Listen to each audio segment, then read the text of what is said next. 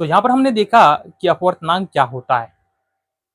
अपवर्तनांक के बारे में डिस्कस करते समय हमने बताया था कि हवा में प्रकाश की चाल और किसी माध्यम में प्रकाश की चाल के अनुपात को अपवर्तनांक कहते हैं, और इसके बारे में हमने कुछ एग्जाम्पल्स भी वहां पर लिया था। अब यहाँ पर हमको देखना है कि आपेक्षिक अपवर्तनांक यानी कि रिलेटिव रिफ्रैक्टिव इंडेक्स क्या होता है। देखो, निरपेक्ष अपवर्तनांक होता है, हवा की तुलना में अगर किसी माध्यम का अपवर्तनांक निकालते हैं तो उसको निरपेक्ष अपवर्तनांक कहते हैं, जो कि अभी भी तुरंत हमने पीछे निकाला है। ठीक है। आपेक्षिक अपवर्तनांक क्या होता है? अगर हमारे पास दो अलग अलग माध्यम का अपवर्तनांक निकालना है और एक माध्यम का दूसरे माध्यम की तुलना में अपवर्तनांक निकालना है तो उसको हम लोग आपेक्षिक अपवर्तनांक कहते हैं। जैसे कि यहाँ पर बात करेंगे कि हमारे पास यहाँ पर दो माध्यम है, ये हमारे पास माध्यम एक है और ये माध्यम हमारे पास दो है। माध्यम एक का अपवर्तनांक n1 है और माध्यम दो का अपवर्तनांक हमारे पास यहाँ पर n2 है। और माध्यम एक का अपवर्तनांक निकालते हैं तो चूंकि ये c हवा में प्रकाश की चाल है और ये v1 क्या है? इस माध्यम में प्रकाश की चाल है।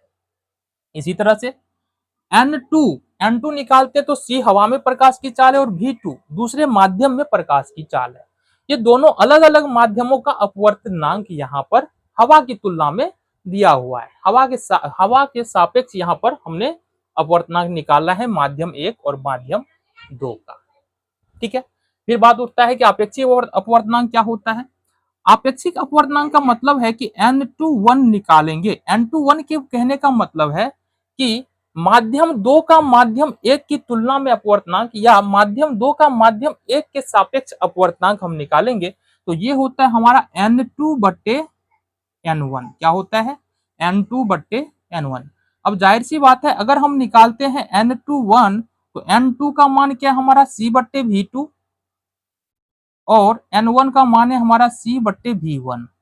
तो जाहिर सी बात है यहाँ पर हो जाएगा हमारा n21 बराबर c बट्टे v2 और ये गुना हो जाएगा, v1 ऊपर चला जाएगा, c नीचे चलाएगा, c से c कैंसिल हो गया। कहने का मतलब n21 बराबर हो गया हमारा v1 बट्टे v2। ये समीकरण हमारा यहाँ से निकल के आ गया। आगे आ जाओ जी। इसी तरह से अगर हम n12 करें, अब n12 का मतलब क्या है? देखो, हमने कहा कि n21 का मतलब है कि दो का अपवर्तनांक एक के सापेक्ष, दो का अपवर्तनांक एक की तुलना में, और n12 का मतलब है कि एक का अपवर्तनांक दो की तुलना में। ठीक है। तो ये होता है हमारा n21 निकाला, n2 बट्टे n1 और n12 बराबर हो जाएगा हमारा n1 बट्टे n2। तो n12 बराबर हो जाएगा, n1 का अपवर्तनांक कितना जरा बताओ? c बट्टे v1 और ये हो जाएगा हमारा c बट्टे v2। n12 बराबर क्या होगा? ये होगा c बट्टे v1 और चूंकि ये यहाँ से भाग में है तो गुना में आ जाएगा, v2 बट्टे में c से c कैंसिल, n12 बराबर होगा v2 बट्टे v1। ये हो गया हमारा समीकरण नंबर 2। अब ये समीकरण 1 हो गया, ये हमारा हो गया समीकरण नंबर 2। अब यदि हम समीकरण 1 को 2 से गुना कर दे, समीकरण 1 गुने समीकरण 2 कर दे तो क्या निकल के आता है देखना जरा। ये हो जाएगा, गुना करने का मतलब है समीकरण 1 के LHS में जो कि n21 है, समीकरण के 2 का LHS जो कि n12 है, दोनों को पहले गुना करेंगे तो ये होगा हमारा n21 गुने n12 बराबर में हो जाएगा, समीकरण 1 के RHS में v1 v2 है तो लिखेंगे v1 v2 और समीकरण 2 के RHS में v2 v1 है तो गुने में v2 बट्टे v1 यहाँ से लिखेंगे। v1 से v1, v2 से v2 कैंसिल हो जाएगा, मतलब n21 गुने हो जाएगा n12 बराबर में 1, या यहाँ पर लिखे n21 बराबर तो 1 बट्टे हो जाएगा n12। तो कहने का मतलब क्या है? कहने का मतलब फाइनली हमारे पास निकल के आ रहा है n21 बराबर 1 बट्टे n12 ना n12। तो कहने का मतलब है कि यदि हम माध्यम दो का माध्यम एक के सापेक्ष अपवर्तनांक निकाले, वह बराबर होगा 1 बट्टे माध्यम एक का माध्यम दो के सापेक्ष अपवर्तनांक के।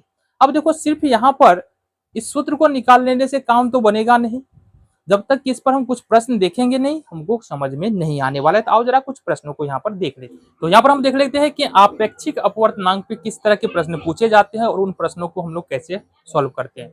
साथ ही साथ इन प्रश्नों को देखने के बाद तुम्हारे मन में जो कंफ्यूजन होगा पीछे वाले कॉन्सेप्ट में, वो तो बिल्कुल क्लियर हो जाने वाला है। आओ जरा देखें प्रश्न हमारे पास, यदि हवा का अपवर्तनांक 1 है और कांच का अपवर्तनांक 1.5 है, तो हवा से कांच का अपवर्तनांक ज्ञात करना है। तो यहाँ पर हमने मान लिया है कि N1 बराबर, ये हवा है हमारा और ये कांच है।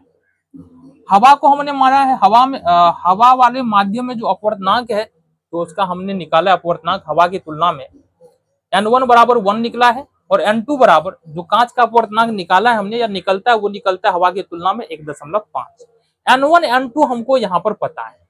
तो हमको क्या पता है, हमको पता है यहाँ पर निकालना है कांच का अपवर्तनांक हवा की तुलना में, मतलब यहाँ पर हमको निकालना है N21 और हमको पता है N21 बराबर होता है N2 और बट्टे में N1। अब N2 का मान यहाँ पर कितना है 1.5 और N1 का मान कितना है यहाँ पर 1 है, तो मतलब N21 बराबर निकल के आएगा 1.5। यहाँ पर तुम्हारा फाइनल उत्तर यहाँ से हो गया। बिल्कुल आसान सा प्रश्न है। चलो जी अगला प्रश्न है हमारे पास, यदि एक माध्यम A का अपवर्तनांक 1.6 है, B का अपवर्तनांक 1.2 है, तो माध्यम A से माध्यम B का आपेक्षिक अपवर्तनांक निकाले। तो यहाँ पर हमारे पास फिर से दो माध्यम है, पहला माध्यम हमारा A है, दूसरा माध्यम B है। A का अपवर्तनांक यानी N1 दिया है 1.6 और B का अपवर्तनांक यानी कि N2 बराबर दिया है 1.2। हमको B का अपवर्तनांक निकालना है A की तुलना में, यानी N2 के तुलना में N2 का अपवर्तनांक निकालना है N1 की तुलना में। B का अपवर्तनांक चाहिए A की तुलना में, यानी कि N2 का अपवर्तनांक चाहिए N1 की तुलना में। तो यहाँ पर देखिए इसको कैसे लिखते हैं, इसको लिखते हैं N21 बराबर N2 और बट्टे में N1। N2 है हमारे पास 1.6 और N1 है हमारे पास 1.2 है 1.6। दशमलव से दशमलव खत्म हो जाएगा, ये हो जाएगा 3 चौका 12 और ये 4 चौका 16। ठीक है, अब 3 में अगर भाग दे लो 4 से तो कितना बार में लगेगा 0.0, 4 सत्ते 28, 10 में 7 2, 4 पंचे 20, तो ये हो जाएगा हमारा 0.75। ये तुम्हारा उत्तर यहाँ से निकल के आ जाता है। तो आपेक्षिक अपवर्तनांक ऐसा भी नहीं है कि बिल्कुल एकदम मुश्किल सा कॉन्सेप्ट है, थोड़ा सा ध्यान लगाना है और बार बार बोल रहे हैं, एक एक करके देखते जाओ। ऐसा नहीं आधे पे छोड़ के चले जाओगे तो बिल्कुल भी समझ में नहीं आने वाला है या आधा ही समझ में आने